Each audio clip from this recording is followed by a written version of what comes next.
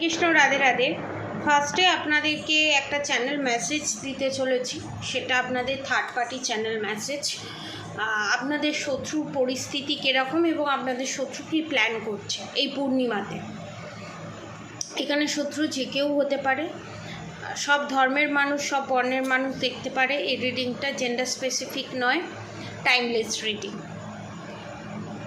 আপনার শত্রু এখানে আপনার পার্টনারে এক্সট্রা ম্যারিড অ্যাফেয়ারও হতে পারে, আপনার ফ্যামিলি মেম্বারও হতে পারে, আপনার শাশুড়ি মা, শ্বশুর, মাস শাশুড়ি, খুশ শাশুড়ি, যা ননদ, যে কেউ হতে পারে। ঠিক আছে,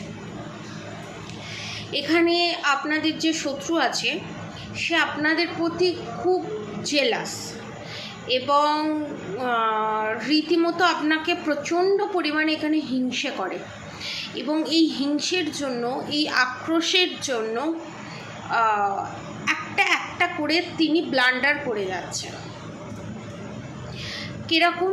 আপনার পার্টনারকে প্রথমত হচ্ছে আপনার পার্টনার এখানে, আপনার পার্টনারের ওপর এখানে বশীকরণ করা আছে এবং আপনার ওপরে ব্ল্যাক ম্যাজিক করা আছে, যাতে আপনি রোগে, নানান রোগের মধ্যে দিয়ে থাকেন এবং ডাক্তারের কাছে গেলেও ডাক্তার সেই রোগটা যাতে ধরতে না পারে এবং আপনার শরীরে কিছু না কিছু রোগ লেগে থাকা, আজ মাথার যন্ত্রণা, কাল গা হাতের যন্ত্রণা, পরশু গ্যাস অম্বল, এই জিনিসগুলো লেগেই থাকা এবং অনেকের দেখতে পাচ্ছি পায়ের সমস্যা, বয়স অনুযায়ী পায়ের সমস্যাটা একটু বেশি এবং এতটাই বেশি সেটা কল্পনার অতীত। মানে বসলে ওঠার পর হাঁটুতে প্রবলেম, অল্পতেই পায়ে ঝিনঝিনে ধরে যাওয়া, এই প্রবলেমগুলো কিন্তু দেখা যাচ্ছে। এগুলো কিন্তু কোনো সাধারণ লক্ষণ নয় এবং অনেকের ক্ষেত্রে এটাও দেখতে পাচ্ছি আপনাদেরকে দেখতে সুন্দর, আপনাদের চুল সুন্দর, আপনাদেরকে দেখতে সুন্দর, সেটা আপনার শত্রুর পছন্দ হয় না, সেটা আপনার শত্রুর হিংসের কারণ, যার জন্য আপনার শত্রু আপনার ওপরে বিউটি স্পেল করেছে। মুখের ওপর ছোটো ছোটো ছোটো ছোটো র্যাশ বেরিয়ে যাওয়া উইদাউট এনি রিজন, কোনো কারণ ছাড়াই। এবং আপনি যে ভালো রান্না করতে পারেন, এখানে অনেকে দেখছি ভালো রান্না করতে পারে, সেই রান্নার হাতটা যাতে খারাপ হয়ে যায় এবং আপনি রান্না করতে যাবেন, রান্না করবেন, কিন্তু রান্নাটা কোনোভাবে ভালো হবে না। আপনি সেখানে অঙ্ক মিলিয়ে পারবেন না যে কী কারণে খারাপ হচ্ছে, কেন খারাপ হচ্ছে, সে অঙ্কটা আপনি মেলাতে পারবেন না সেখানে। এইরকম এনার্জিও আমি পাচ্ছি। ঠিক আছে, এবং নেক্সট যে পূর্ণিমাটা আসছে সেই পূর্ণিমায় তার টার্গেট হচ্ছে আপনার 7 চাকরা ব্লকড করা, আমার সাবস্ক্রাইবার ভিউয়ার্সদের ওপর ব্ল্যাক ম্যাজিক করা, অনেকের ওপরে মারণ ক্রিয়া পর্যন্ত করা টেন্ডেন্সি আমি এখানে দেখতে পাচ্ছি। মারণ ক্রিয়া, ডাইরেক্ট মারণ ক্রিয়া, বান মারা, মারণ ক্রিয়া, বান মারা, এই দুটো জিনিসই আমার চ্যানেল মেসেজ হয়েছে। আমি আপনাদের জন্য বলবো, আমি ইউটিউব চ্যানেলে ভিডিওতে ছেড়েছিলাম পুরো পরিবারের ওপর, নিজের ওপর, বা আপনাদের বাড়িতে, বা আপনার পার্টনারের দূরে থাকে। ঠিক আছে, আপনার পার্টনার এক বাড়ির ছাদের নিচে থাকে না, দূরে থাকে। আপনার পার্টনারের সাথে আপনার মিসকমিউনিকেশন, মিসআন্ডারস্ট্যান্ডিং, ঝগড়া, ঝামেলা, অশান্তি, বাস্তু দোষ আছে, বাস্তুতে ব্ল্যাক ম্যাজিক করে রেখেছে, সমস্ত রকম। ফ্যামিলিতে যতজনই মেম্বার থাকুক না কেন, তারাও যদি ক্ষতিগ্রস্ত হয়, আপনি যদি একজনও ক্ষতিগ্রস্ত হয়, আপনার স্বামী স্ত্রীর মধ্যে ঝগড়া, ঝামেলা, অশান্তি হয়, রোগে ভুগছেন, যে কোনো প্রবলেমের সলিউশন মাত্র 4555 এবং বাকি 500 টাকা অ্যাড হবে ডেলিভারি চার্জেসের জন্য। যে কোনো প্রান্তে, ইন্ডিয়ার যে কোনো প্রান্তে পৌঁছে দেওয়া হবে, প্লাস ব্ল্যাক ম্যাজিক রিমুভ করা হবে ফুল ফ্যামিলির ওপর থেকে এবং বাস্তু দোষও কাটানো হবে। যে প্যাকেজের মধ্যে একটা ত্রিশূল থাকবে, একটা পুটুলি থাকবে, একটা মালা থাকবে, একটা কবচ থাকবে, একটা মা বগলামুখী থাকবে, আরও নানান ধরনের জিনিস থাকবে। একটা বক্স দেখবেন, আমি শর্টস ভিডিওতে ছেড়ে রেখেছি, ওই জিনিসটা কিভাবে যারা বুকিং করবে তাদেরকে আমি বলে দেবো কিভাবে কি করতে হবে। প্রচুর বুকিং এসছে এবং মানুষ নেওয়ার পর আমি ইউটিউবে ছাড়ার আগে আমার যারা পারিপার্শ্বিক ক্লায়েন্ট আছে তারা নিয়ে 1 মাসের মধ্যে উপকার পেয়েছে, তাই ইউটিউব চ্যানেলে আমি ছেড়েছি।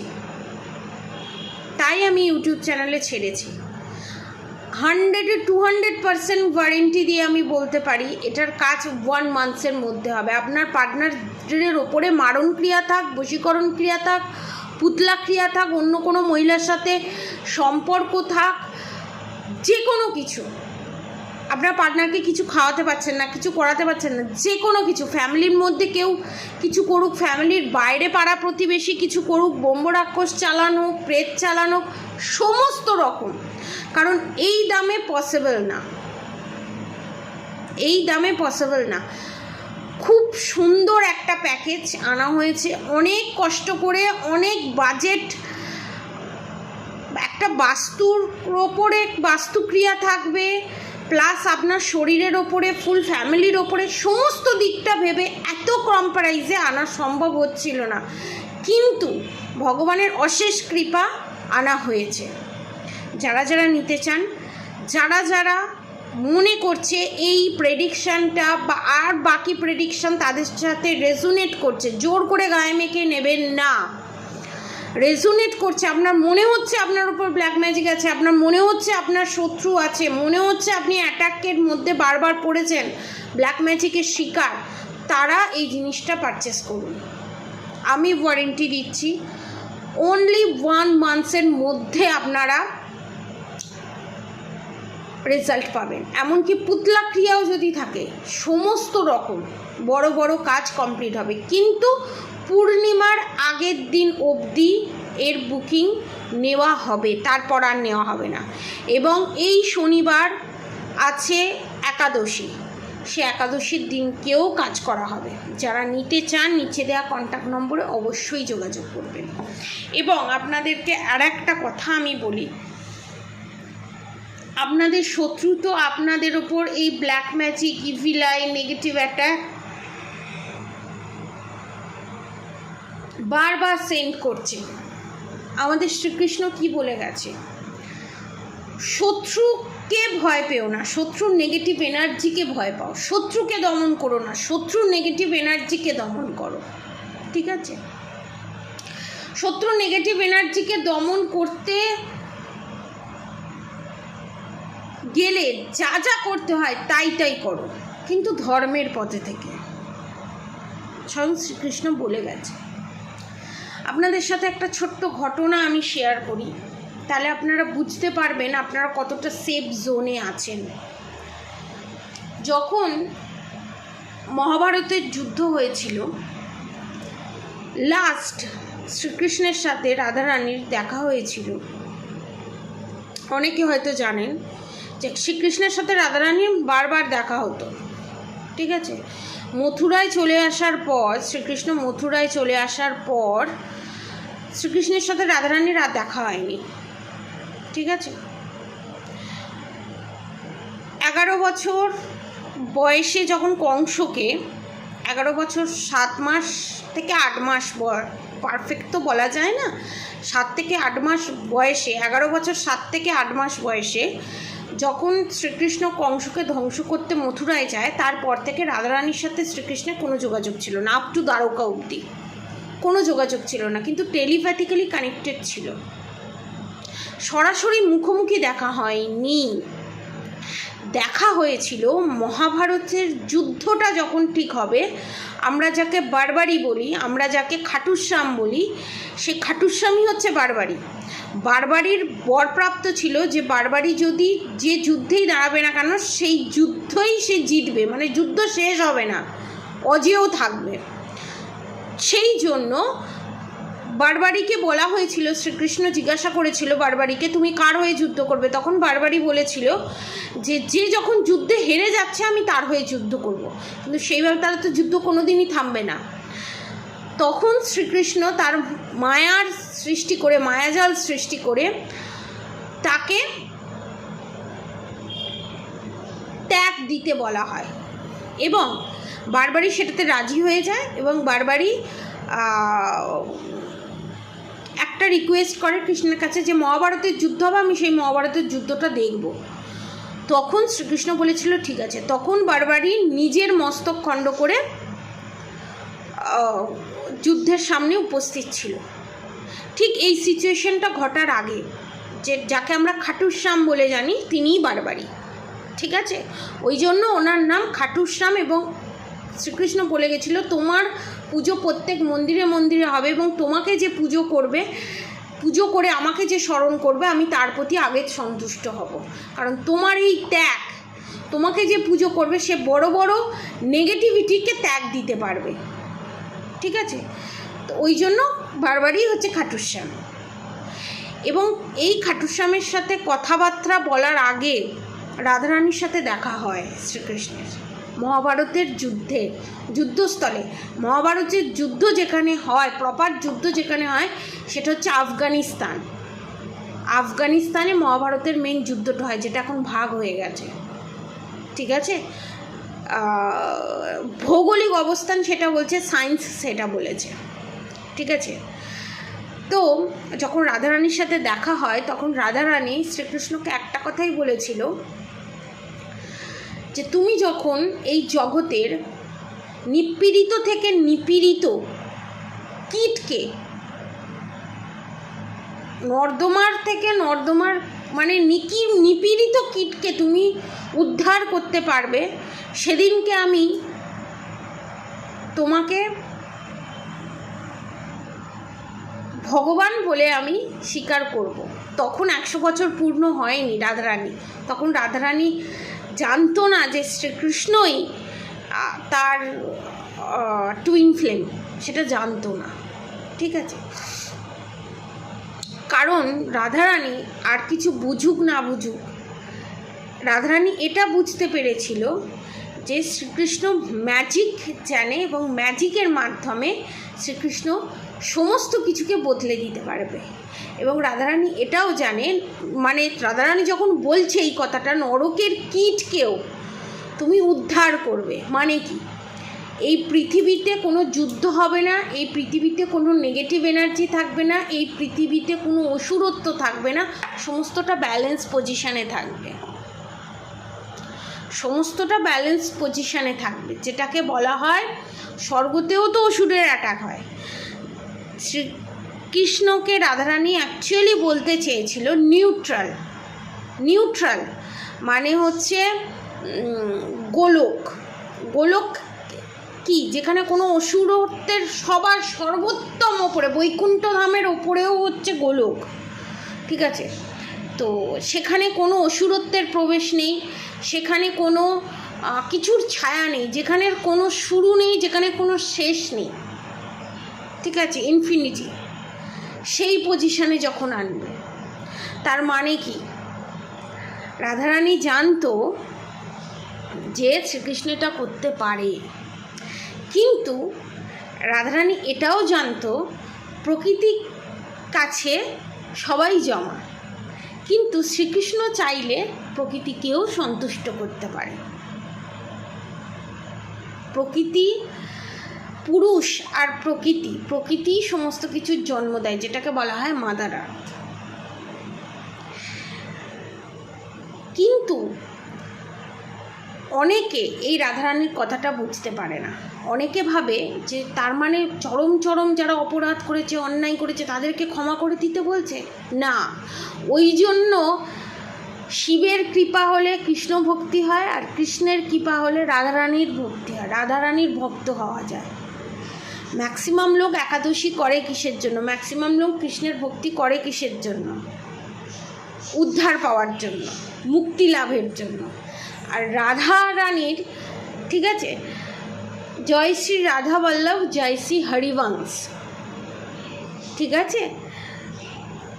এই রাধার বংশধর যারা আছে তাদের মধ্যে কোনো একাদশী নেই, একাদশী করা যায় না, তাদের কোনো উপস্থিদেশ নেই। কেন বলুন তো? রাধারানী জন্মেছিলেন শ্রীকৃষ্ণকে উদ্ধার করার জন্য। আমরা যে একাদশী করি, আমরা উদ্ধার পাওয়ার জন্য, শ্রীকৃষ্ণের কাছে যাওয়ার জন্য আমরা একাদশী করি। আর শ্রীকৃষ্ণকে উদ্ধার করার জন্য, যাতে শ্রীকৃষ্ণ উদ্ধার পায়, তার জন্য হয়েছিল রাধারানীর জন্ম। শ্রীকৃষ্ণের বাম অংশ থেকে রাধারানীর জন্ম হয়েছিল। ওই জন্য রাধারানীর যারা ভক্তি করে তাদেরকে কোনো একাদশী দ্বাদশী কিছু মানতে হয় না, ঠিক আছে? তো পিএইচডি লেভেল ডক্টরেট যারা পড়ে, ঠিক আছে, পিএইচডি লেভেলের যারা পড়াশোনা করে, ডক্টরেট লেভেলের যারা পড়াশোনা করে, রাধারানীর ভক্তি হয় সেই লেভেলের। এরপর আর কোনো কিছু ভক্তি নেই। সবাই শিব বলেছে কৃষ্ণ ভগবান, ব্রহ্মা বলেছে কৃষ্ণ ভগবান, সবাই বলেছে কৃষ্ণ ভগবান। কৃষ্ণ কিন্তু নিজে মুখে বলেছে হ্যাঁ আমিই ভগবান, কারণ কৃষ্ণ জানে সে নিজেই ভগবান। এবারে মেন জিনিসটাই আমি আপনাদেরকে বলি, এটা তো হলো একটা ব্যাপার। তার মানে কি, আমরা চাইলে, আমরা যদি সেই এনার্জিতে আসতে পারি, শ্রীকৃষ্ণ সেটাই করতে চেয়েছিল, ওই জন্য বারবার সমঝোতা করতে চেয়েছিল, কিন্তু শ্রীকৃষ্ণের ভাষায় আবার রাধারানী বুঝতে চায়নি। রাধারানী ডাইরেক্ট, রাধারানী করুণাময়ী ছিল। রাধারানী বলেছে আমি অত শত বুঝি না, অত মার প্যাচ বুঝি না, গোটা জগৎ সংসারের মানুষকে উদ্ধার করো, ব্যাস, ম্যাজিক্যাল পাওয়ারের মাধ্যমে। আপনারা ভগবান বলতে কি বোঝেন? এক কথায়, একটা সাধারণ মানুষ ভগবান বলতে কি বোঝাবে? মিরাক্কেল, ম্যাজিক। আমরা কাকে ভগবান বলি? যেগুলো আর 5টা সাধারণ মানুষের পক্ষে করা সম্ভব নয়, আমরা তাকে ভগবান বলি তো। ধরুন আপনার কোনো সমস্যা চলছে, দীর্ঘদিন ধরে চলছে, আপনি কোনো মন্দিরে গেলেন, সেখানে পুজো দিয়ে বেরোলেন, মানত করে বেরোলেন, 2 দিনের মধ্যে সমস্যাটার সমাধান হয়ে গেল। আমরা ম্যাজিক চাই, আমরা লাইফে ম্যাজিক দেখতে চাই, এবং যে সেই ম্যাজিকটা করতে পারবে সেই আমাদের কাছে ভগবান হয়ে যাবে। সোজা পাতি বাংলায়। কিন্তু লাইফটা তো ম্যাজিক্যাল নয়, লাইফটা ম্যাজিক্যাল ওয়েতে যায় না সব সময়।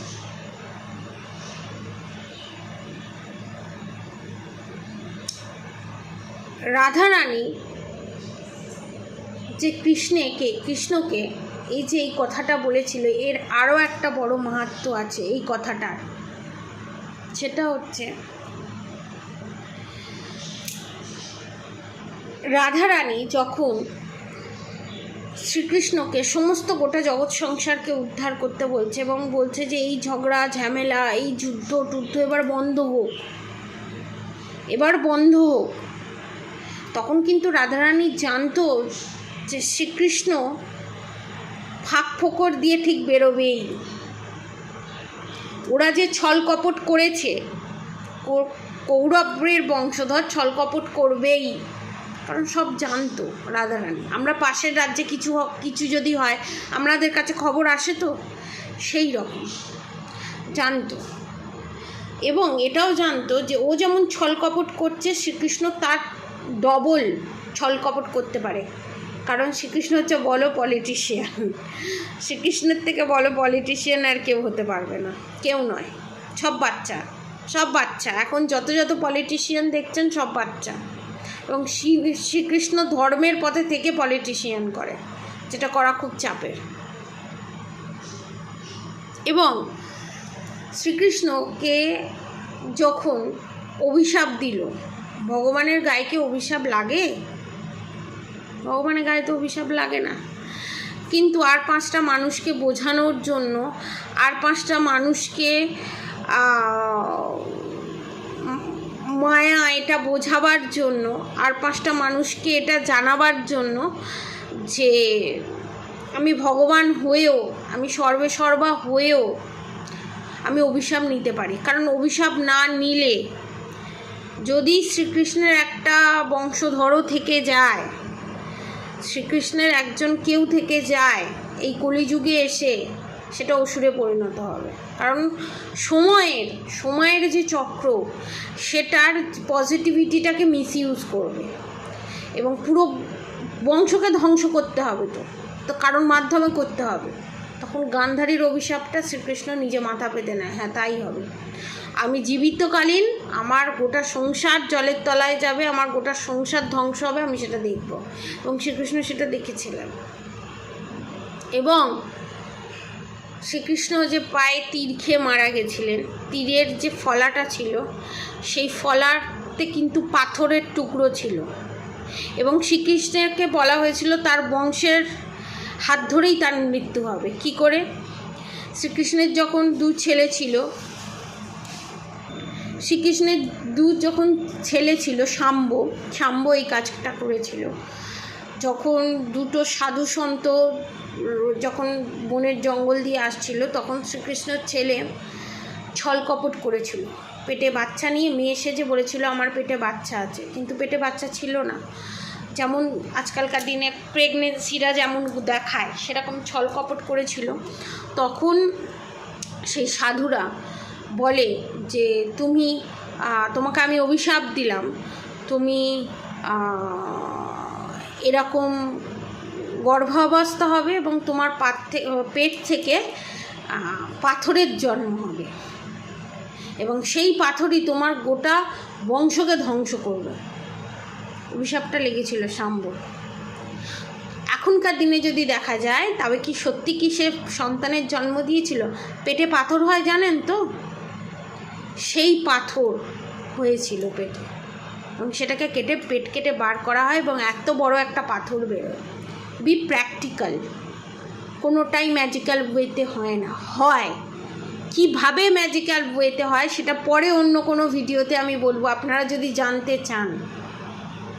এবং তার মধ্যেও প্র্যাকটিক্যাল লাইফ ঢুকে আছে, কারণ একটা ভিডিওতে বলা সম্ভব নয়, তা ঘন্টার পর ঘন্টা কেটে যাবে। ওই পাথরের খণ্ড দিয়ে যেহেতু পুরো যদুবংশ ধ্বংস হবে বলেছিল, ওই পাথরের খণ্ডটাকে টুকরো টুকরো করে একটা জায়গায় ফেলে দিয়েছিল এবং একটা টুকরো জলেতে পড়ে গেছিল। সেই জলের একটা মাছ ওই পাথরের খণ্ডটাকে খেয়ে ফেলেছিল এবং সেই মাছটাকে একটা চাষি, মৎস্য আর কি, যে মাছ ধরে জেলে, সেটা পেয়েছিল। সেই মাছটাকে কেটে সেই পাথরটা পেয়েছিল। সেই পাথর থেকে একজন শিকারী ওই পাথরটা পায় এবং শ্রীকৃষ্ণের যে পাটা ছিল, অনেক দূরে বসেছিল তো গাছের ওপরে, শ্রীকৃষ্ণের পায়েতে সোনার নুপুর ছিল বড়, এবং ওই সোনার যে উজ্জ্বলতা দেখে ভেবেছিল দূরে কোনো হরিণ বসে আছে। এবং সেই পাথরটা সেই তীরেতে লাগিয়ে তীরের আকৃতি করে শ্রীকৃষ্ণের পায়ে গিয়েই লাগে। এবং যখন সেই এটা দেখতে পায় যে তীর মেরেছিল, এবং সে যে তীর মেরেছিল আগের জন্মে সে আবার বালি ছিল, রামের সময় বালিকে পেছন থেকে মেরেছিল, ওই জন্য এ জন্মে শ্রীকৃষ্ণকে ওই বালি শিকারী হয়ে এসে পায়ে তীরবিদ্ধ করেছিল। এবং তখন যখন শ্রীকৃষ্ণ জিজ্ঞাসা করেছিল, শ্রীকৃষ্ণ হাত জোর করে বলেছে আমার অপরাধ হয়ে গেছে, তখন তাকে শ্রীকৃষ্ণ বলেছিল আগের জন্মে তুমি বালি ছিলে, পেছন থেকে গিয়ে মারা হয়েছিল, রাম হয়ে আমি পেছন থেকে তোমাকে হত্যা করেছিলাম, ওই জন্য তুমিও দূর থেকে কার্মা ব্যালেন্স হলো, তুমিও দূর থেকে আমাকে মারলে। অতএব এখানে আপনি কাকে বন্ধু কাকে শত্রু বলবেন? সব কার্মার খেলা ঘুরছে, সময়ের চক্র, যেটাকে বলা হয় 4th ডাইমেনশন। ঠিক আছে, আমরা 3D ডাইমেনশনে আছি। আমরা ওপর নিচে করতে পারি, ডান দিক বাদিক করতে পারি। এটা হচ্ছে 3D ডাইমেনশন। 2D ডাইমেনশন কি? যারা সাইড করতে পারে, যারা ওপর নিচে করতে পারে না, যারা উপর জিনিসটা কি, আকাশ জিনিসটা কি, যারা বুঝতে পারে না, কিন্তু আমরা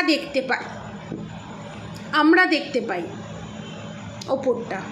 যারা 2D ডাইমেনশনে আছে, ধরুন যারা ডান দিক বাদিক করতে পারে, যারা ওপর দিকে তাকাতে পারে না, ওপর দিকে ঘাড় তুলে তাকাবার যাদের ক্ষমতা নেই, এই 3D প্ল্যানেটের কথা বলছি না, উপর দিকে তাকানোর যাদের ক্ষমতা নেই, আকাশ বলে কি আছে তারা জানে না, ঠিক আছে? তো তাদের কাছে আমরা আবার ভগবানের মতো।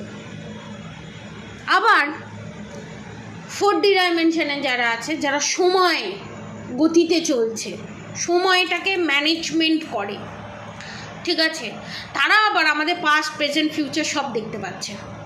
5D ডাইমেনশনে যারা আছে সেটা আরও উঁচু, সেটা আর একদিন আপনারা যদি জানতে চান 5D ডাইমেনশনটা কি, সেটা আর একদিন বলা হবে। এবং এরকম করে করে প্রচুর ডাইমেনশন আছে, এবং সেই ডাইমেনশনের মাধ্যমে আমাদের একটা স্পিরিচুয়ালের জাগ্রতি ঘটে। এবং এমন ডাইমেনশন আছে, সেই ডাইমেনশনে আমরা গায়েবও হয়ে যেতে পারি, আবার ফিরে আসতে পারি, আবার আমরা একটা ছোট্ট বস্তুতে পরিণত হতে পারি, আবার বড় বস্তুতেও, বড় একটা এতেও আকারেও পরিণত হতে পারি। আপনারা বোধহয় শুনেছেন নিমকারলি বাবা, ওনাকে পৃথিবীর 4 জায়গায় একই টাইমে দেখা গেছে, সেটা আর একটা ডাইমেনশন। এই পৃথিবীতে কটা ডাইমেনশন আছে আপনারা যদি জানতে চান, এবং প্রত্যেকটা ডাইমেনশনে কি কি কাজ, ডিটেলসে আমি পরে ভিডিও করে বলবো। এবং 4D ডাইমেনশনটা হচ্ছে সময়ের ডাইমেনশন, যেখানে সমস্ত কিছু 4D ডাইমেনশনে যারা আছে তারা আমাদের পাস্ট, প্রেজেন্ট, ফিউচার সব দেখতে পারে। এবং আমরাও অনেকে যারা ফিউচার দেখতে পাই তারা 4D ডাইমেনশনেরই অংশ, যারা এটা ফেস করেছে, তাদের সঙ্গে অনেক রকম প্যারানর্মাল অ্যাক্টিভিটি ঘটেছে, ঠিক আছে? তো সেটা নিয়ে পরে একদিন আলোচনা করব। তো কর্মা থেকে কেউ পালাতে পারবে না, কর্মাটাকে কি করে হ্যান্ডেল করতে হবে সেটা বলা যেতে পারে। এবং এই যে কার্মিক চক্র, এই জন্ম মৃত্যু, জন্ম মৃত্যু, জন্ম মৃত্যু, জন্ম কেন হচ্ছে, মৃত্যু কেন হচ্ছে? জন্ম হচ্ছে কার্মা ক্লিনজিংয়ের জন্য, মৃত্যু হচ্ছে আমাদেরকে আরেকটা সুযোগ দেওয়া হচ্ছে যে আমরা যাতে আর পাপ কাজ না করতে পারি, কার্মাটাকে ব্যালেন্স পজিশনে যাতে নিয়ে আসতে পারে, এই জন্ম মৃত্যুর চক্রটাকে ভেদ করতে পারি, যেটাকে বলা হয় 4D ডাইমেনশনটাকে ব্রেক করা, সময়ের চক্রেরও ঊর্ধ্বে সেই কার্মাটাকে ব্যালেন্স করে চলা। সেটা আমরা কি করে করব? এই ট্রিকটাই হচ্ছে বড় ট্রিক, যেটা শিখিয়ে দিয়ে গেছে স্বয়ং শ্রীকৃষ্ণ, যেটা গীতা, শ্রীমদ্ ভগবদ্ গীতা, গীতা শ্রীমদ্ ভগবদ্ গীতা এক নয়, গীতাতে আছে। বেদ হচ্ছে সম্পূর্ণ আলাদা। বেদ যে না পড়বে তার জীবনও চলে যাবে, বেদ যে পড়বে তার জীবনও চলে যাবে। বেদ বেসিকটা বুঝিয়ে দিয়ে গেছে আমাদেরকে। বেদটা সম্পূর্ণ টোটালি আলাদা। কিন্তু গীতা, শ্রীমদ্ ভগবদ্ গীতা, মহাভারত, এই 3টে বই যদি আপনি পড়েন, তার মধ্যে আপনি কর্মার যদি মন দিয়ে পড়েন, আপনারা প্রপার মিনিং দিয়ে পড়েন, তাহলে আপনারা কিছুটা জানতে পারবেন, কিছুটা জানতে পারবেন। এবং আপনাদেরকে একটা কথা বলি, একটা টাইমে যখন আপনারা ব্যালেন্স পজিশনে আসবেন না, তখন আপনারা প্রত্যেকটা মুহূর্তে রিয়েলাইজ করতে পারবেন যে শত্রুটা, যে অপর দিকে যে শত্রুতা আছে, এবং আপনি যখন নিজেকে একটা প্রোটেকশন শিলের মধ্যে নিয়ে চলে আসবেন, নিজেকে যখন একটা কঠিনের মধ্যে ফেলে দেবেন, আপনি ফেলবেন না, আপনার পজিটিভ অরা একটা সিলের মধ্যে থাকবে, সেটা ভগবান থেকে সৃষ্টি করাই সিল থাকবে। সিলের মধ্যে যখন সেই জিনিসটা থাকবে, তখন আপনি, আপনার উপর যে যতই ব্ল্যাক ম্যাজিক করুক না কেন, যে যতই ইভিলাই নেগেটিভ অ্যাটাক সেন্ড করুক না কেন, আপনার ভয় লাগবে না, এবং আপনার উপরে সেটা কাজও করবে না, আপনার পার্টনারের উপরও কাজ করবে না। কারণ আপনি ব্যালেন্স পজিশনে চলে এসেছেন। তখন আপনার শত্রু প্রত্যেকটা পদক্ষেপ মনে হবে আর হাসবেন, প্রত্যেকটা পদক্ষেপ ফেলবে আর শত্রু এই কাজগুলো করবে আর আপনি হাসবেন। আপনার ভয় জিনিসটা আর থাকবে না। এটা হচ্ছে মেন ফান্ডা। এই যে এত গল্পের মাধ্যমে আপনাদেরকে এটাই বোঝানো, ব্যালেন্স পজিশনে নিজেকে নিয়ে আসো, এটাই বোঝানো। ভিডিওটা অনেক লম্বা হয়ে গেল, আপনাদেরকে অনেক জ্ঞান দিয়ে ফেললাম। জানি না এটা অনেকের হয়তো জ্ঞান লাগবে, অনেকের হয়তো ভালো লাগবে, অনেকে হয়তো স্কিপ করে চলে যাবে। যার জন্য দরকার লাগবে সেই ভিডিওটা পাবে। কারণ আমি গাইডেন্স পেয়ে ভিডিও বানাই। আমার ইচ্ছে হলো আমি বসে গেলাম ভিডিও বানালাম, আমি এটা করি না। যেরকম গাইডেন্স পাই সেরকম আমি ভিডিও বানাই। তো অবশ্যই করে রাধা গৌরী হরহরি, রাধা গৌরী রাধা রাধে মন্ত্র চ্যান্টিং করবেন। হরে কৃষ্ণ কৃষ্ণ কৃষ্ণ হরে হরে, হরে রাম রাম রাম হরে হরে মন্ত্র অবশ্যই চ্যান্টিং করবেন। যারা প্রোটেকশান নিতে চান প্রোটেকশান নেবেন, যারা প্রোটেকশান নিতে পারছেন না তারা শুধু মন্ত্র চ্যান্টিং করুন, আপনাদের জন্য খুবই ভালো হবে। আজকের মতো এতটুকুনি। আপনারা সবাই সুস্থ থাকবেন, ভালো থাকবেন, আপনাদের সবার ভালো হোক, মঙ্গল হোক। রাধে রাধে।